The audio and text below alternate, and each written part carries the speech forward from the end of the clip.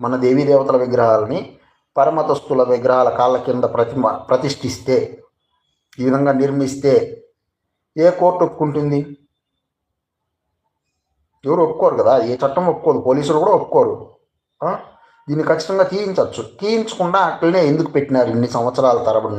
ఇన్ని సంవత్సరాలు గడుస్తూ ఉన్నా కూడా, ఇన్ని సంవత్సరాలు నేను 2018 నుంచి ఈ అంశం గురించి మాట్లాడుతూ ఉన్నాను, పోస్టులు కూడా పెడతా ఉన్నాను. అందరికీ తెలుసు, హిందువులకి. నిజానికి ఈ హిందూ గొర్రెగాళ్ళే ఆ సాయిబాబా విగ్రహాలు, ఆ సాయిబాబా గుళ్ళుకు పోయేది. గురువారం అయిందంటే బాబా బాబా అనుకుంటా పోయి ఆడ అగరబత్తుల పొగల బెలుస్తూ ఉంటారు.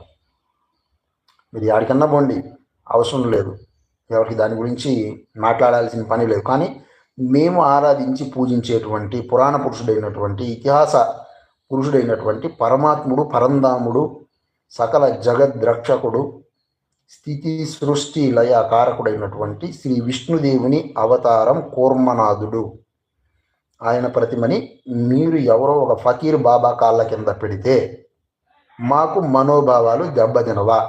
మేము మాట్లాడకూడదా? దీని గురించి ఏ హిందూ సంస్థ ఎందుకు ప్రశ్నించకుండా ఏం ఊడబెకతా ఉన్నారు వీళ్ళనేసి నేను అడుగుతా ఉన్నాను. కడుపు కాలి గుండె మండి అడుగుతా ఉన్నాను. సమాధానం చెప్పండి ఎవడైనా.